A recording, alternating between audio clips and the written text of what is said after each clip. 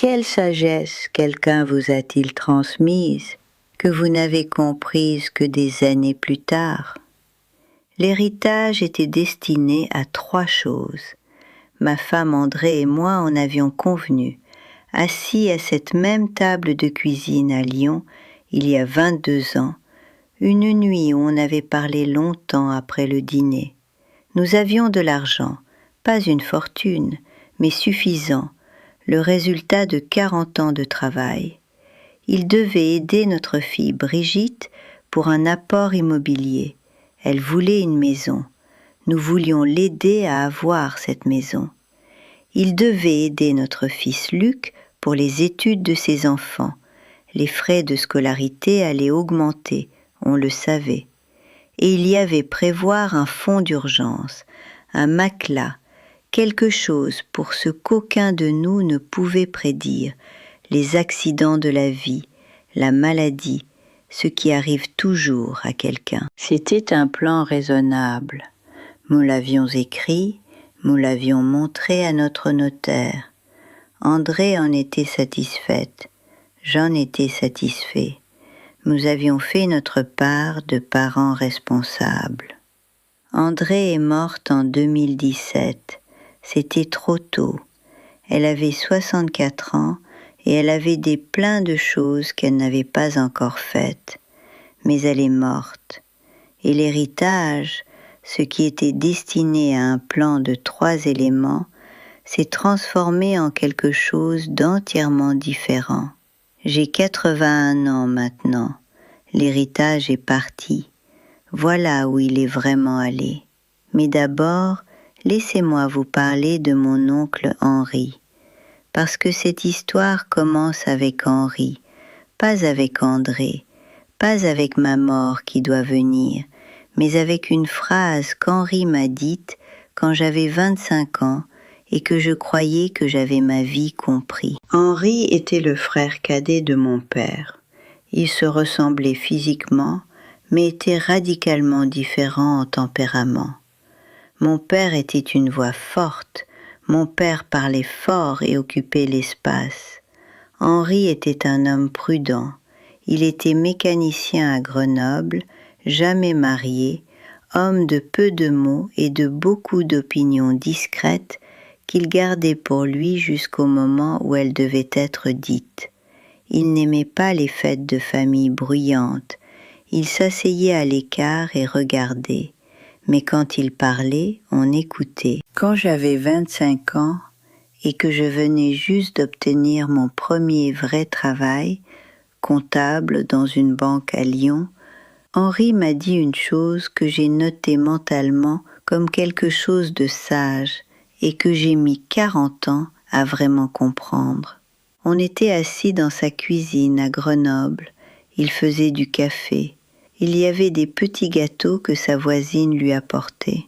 Et il a dit « L'argent qu'on garde est de la vie en attente. Assure-toi que l'attente a une fin. » Sur le moment, j'ai trouvé ça poétique mais un peu flou. J'avais 25 ans et je voulais des conseils pratiques. Je voulais quelqu'un qui me dise « Combien dois-je économiser ? Quel pourcentage de mon salaire ?» Henri n'était pas ce genre de conseiller, il parlait en énigmes, mais elle m'a resté en tête. L'argent qu'on garde est de la vie en attente. Ce sur quoi l'héritage est parti en premier, c'est la Grèce. André voulait y aller depuis l'âge de 26 ans, après avoir lu un roman se passant à Santorin. Elle en rêvait, elle en parlait. Elle avait des guides de Santorin qu'elle feuilletait, mais nous n'y étions jamais allés. Je ne voulais jamais voler aussi loin, j'avais le mal de l'air. Après la mort d'André, j'ai réalisé que c'était moi qui l'en avais empêché, pas de façon directe, pas avec des interdictions explosives ou des refus clairs, mais avec des calculs et des hésitations que je présentais comme de la prudence. C'est trop cher, on peut aller en Italie à la place, c'est plus proche. Les vols sont trop longs pour toi. Pendant 30 ans, une excuse différente chaque fois. Je suis allée en Grèce. Je suis allée à Santorin spécifiquement, l'endroit où André rêvait. 3 semaines après sa mort. Non, pas sa mort, plusieurs mois après, une fois que j'avais compris que j'avais besoin d'aller là. Je suis allée avec mon amie de longue date, Micheline. Nous nous connaissons depuis le lycée. On a marché dans les rues blanches et bleues qui ressemblaient à quelque chose d'un autre monde. On a mangé du poisson dans un petit port au coucher du soleil, assis sur une table qui donnait sur l'eau. Le soleil était d'orange foncé et le ciel était rose. C'était exactement comme je l'imaginais que ça aurait pu être pour André. Le voyage a coûté 7 800 €. C'était extravagant. Je le paierais 2 fois si je pouvais. La deuxième chose, j'ai pris des cours de piano pendant 2 ans. Je voulais en jouer depuis l'enfance. Depuis que j'avais entendu quelqu'un jouer du Chopin à la radio quand j'avais 9 ans et que j'avais pensé que c'était la plus belle chose que j'ai jamais entendue. Mais on m'avait dit raisonnablement qu'il n'y avait ni le temps ni l'argent. Les leçons coûtaient cher. Le piano en lui-même était un investissement important. À 78 ans, en tant que retraité, les deux existaient enfin. Je pouvais m'acheter un petit clavier. Je pouvais payer quelques euros par semaine pour des leçons. Mon professeur était une étudiante en musique de 23 ans qui s'appelait Charlotte et qui avait une patience infinie avec un vieil homme qui apprenait à déplacer ses doigts sur des touches. Je ne suis pas douée, je ne le serai jamais, je ne jouerai jamais du Chopin, mais le jeudi après-midi dans mon salon, je joue des choses lentement, des gammes et de petites mélodies simples, et ça ressemble à un commencement plutôt qu'à une fin.